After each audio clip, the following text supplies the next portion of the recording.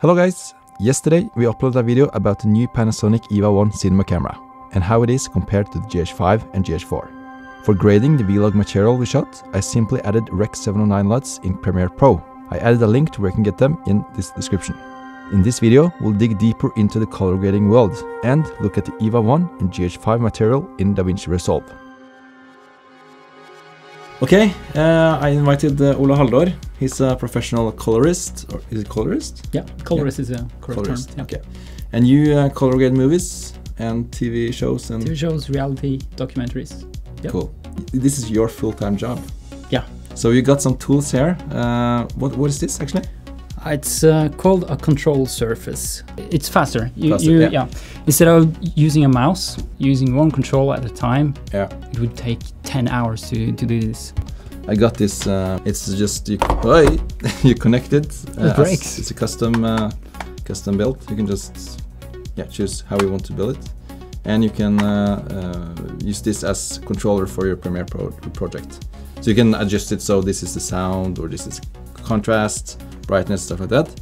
Great. So let's take a look at two of our shots here, GH5 and EVA1 from the living room, no kitchen, I mean. Yeah, you see it overexposed outside, but with some details. So maybe we can restore the outside. So the interesting thing here now is, will it have any information here at all? Yeah. So this is the GH5. Yep. Yeah. So now I've picked out that part with a vignette.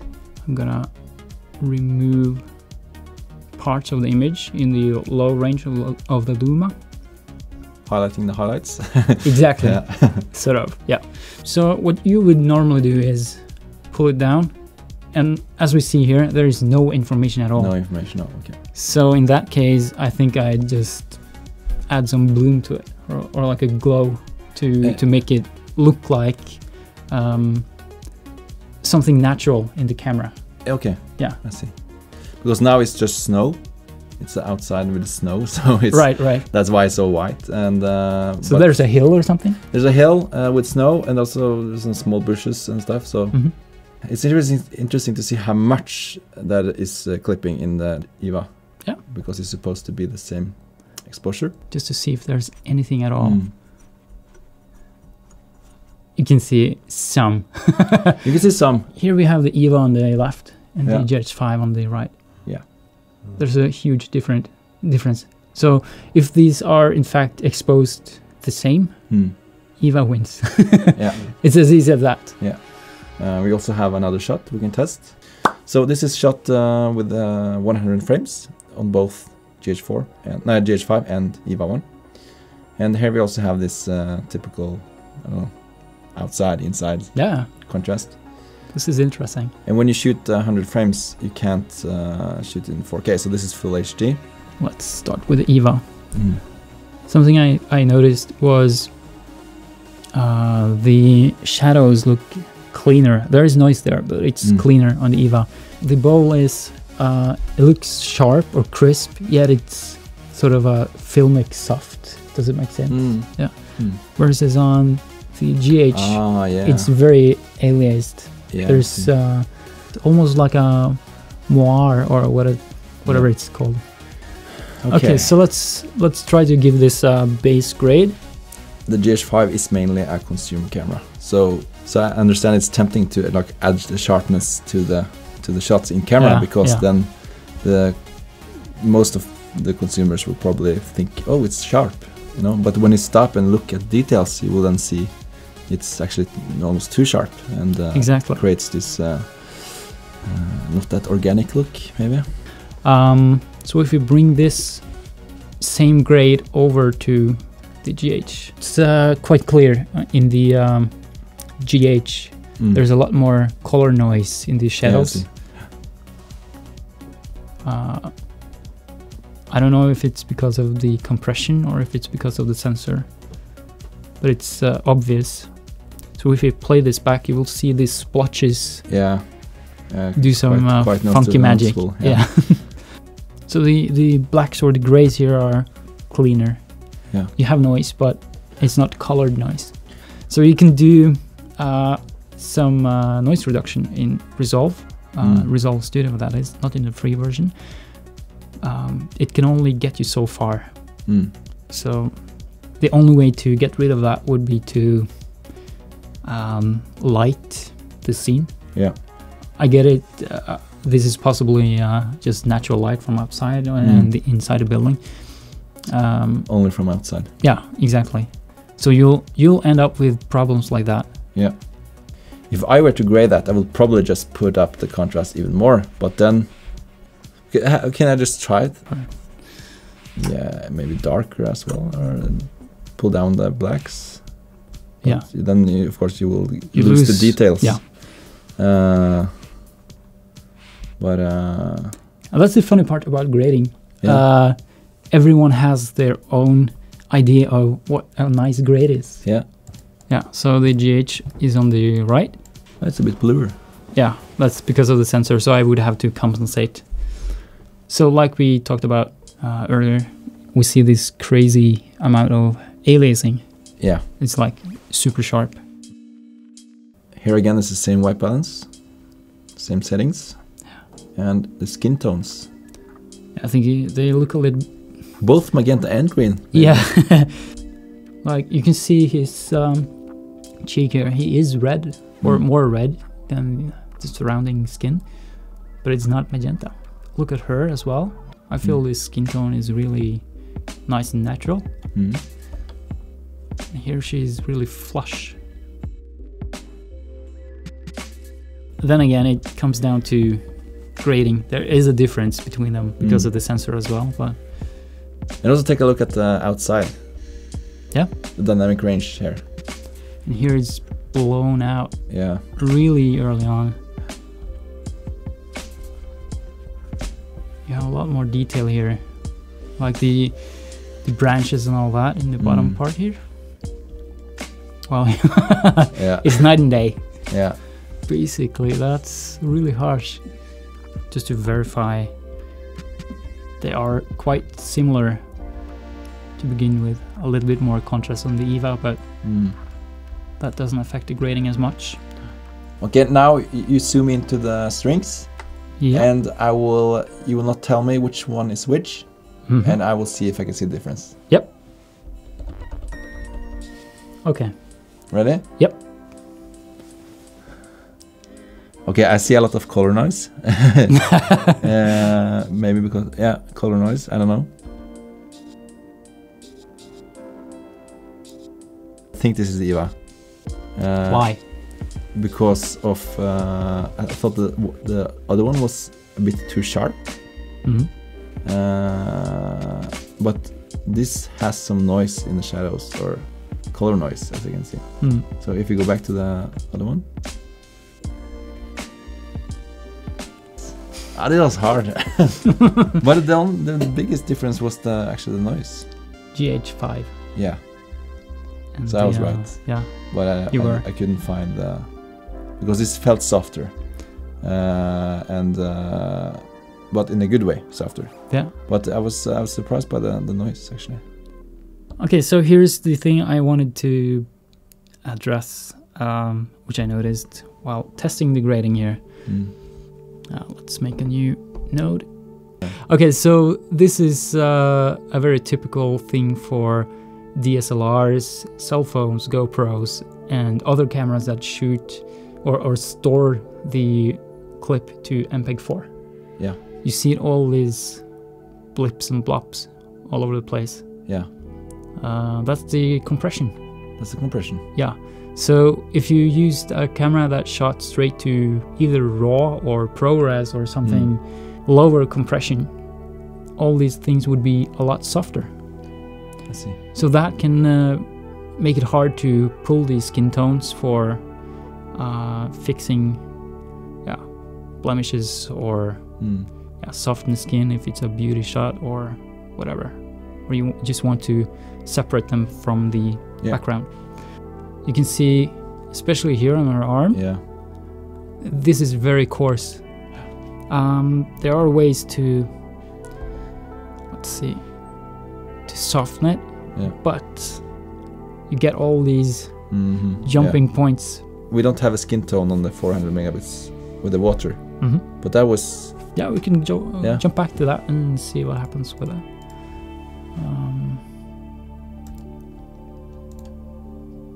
So that's the 400? That's 150, okay. That's 400. Right.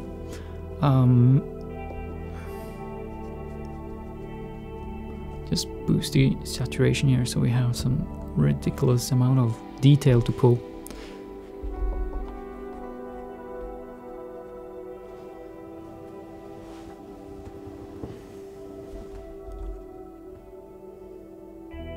That's like disco. Increase the saturation, add a new node, start pulling the key. I find this EVA shot a lot more finer grained than the GH. Even though it's more compressed. Yeah. So perhaps there's something else to the file than compression. Yeah.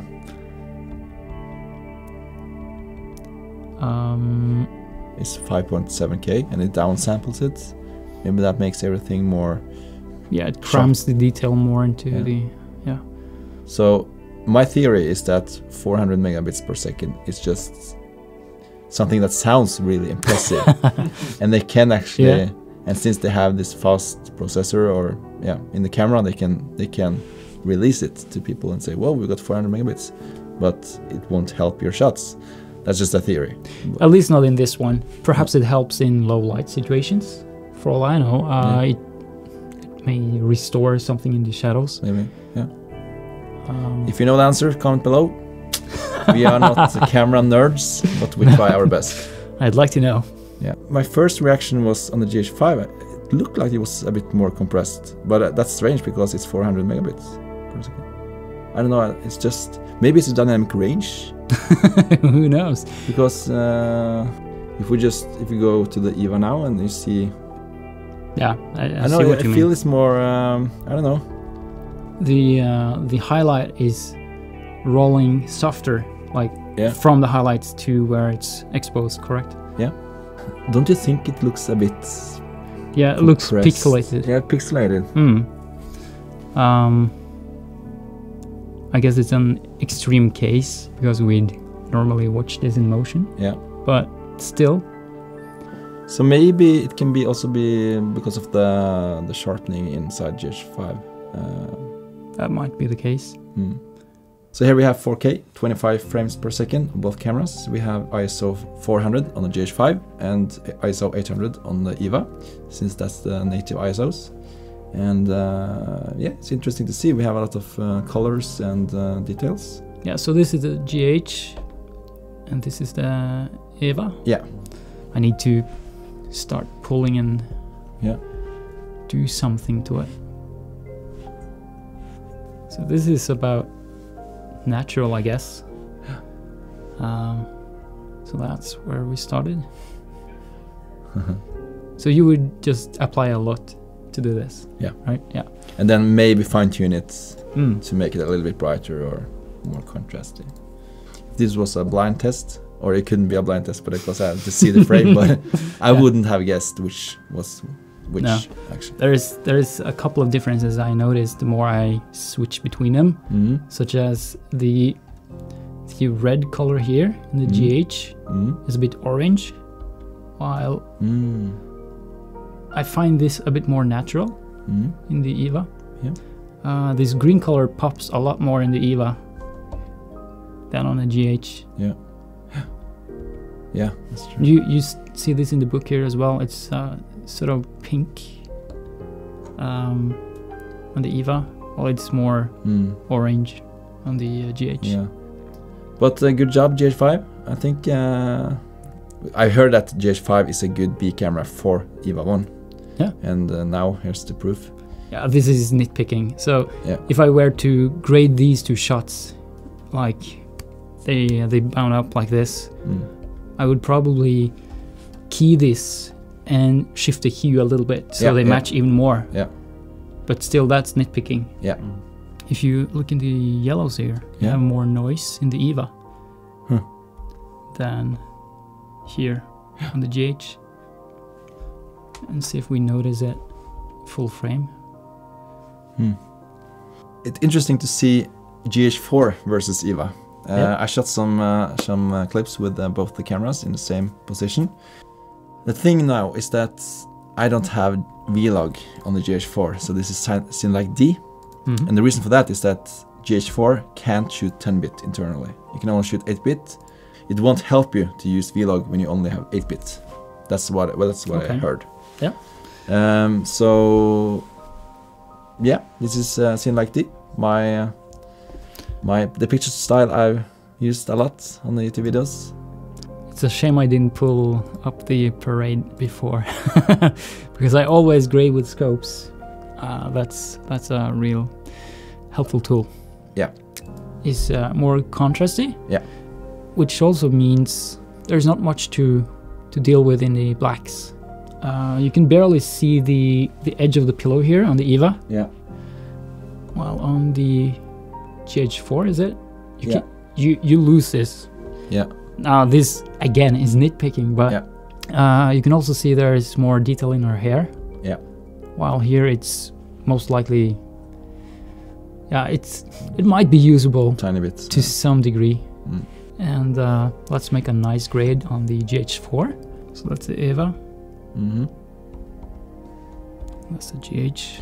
Well, like the GH looks. Yeah, it's the grade. It needs a little bit of massage. Yeah, but I'm impressed with the GH4. Yeah, absolutely. It looks great. yeah. I think actually the GH4 is better than GH5. Yeah, well, that might be some part of the setup as well in the camera. So right here, I don't see any sharpness and aliasing issues. No. So perhaps it's just the. But the thing is, in the GH5, they removed the anti-aliasing filter. Okay. GH4 has it. Right. So, that might be the thing. But they can't remove it and like think that it will, or if they want it to be better, of course. So I don't know why they removed it, but okay. So here we have two other shots with the GH4 and the EVA1. They both have ISO 200, yeah, and it's 4K. It's interesting with the water because it has a lot of small details. I know this gets really bad when shooting in 96 frames.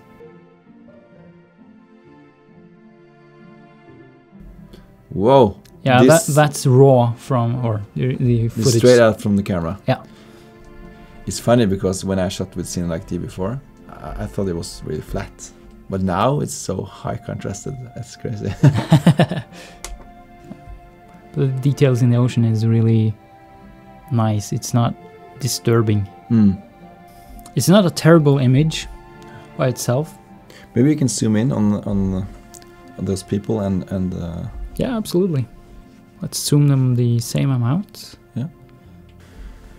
But if we add some sharpness to this now, yes. Let's see what happens, because I know people like to add sharpness in post. You can go as far as you like just a tiny bit. That's without, and that's with. So if we zoom out, so this is without, and this is with. Yeah. This is the EVA. This is the GH4. Yeah. We could blur this. It would make everything better. It looks like film. I like it. So guys, if you want to film look with your digital camera, add as much blur as you did now. So, conclusion, Ola Haldor, what do you think? My verdict based on this is the GH will be challenging to do green screen work with. Yeah, because of the edges. Yeah. The EVA will be cleaner, I guess. But I must say the GH4 was okay. If you're filming water, maybe lower the sharpness even more in camera, and yeah, but definitely EVA was the winner.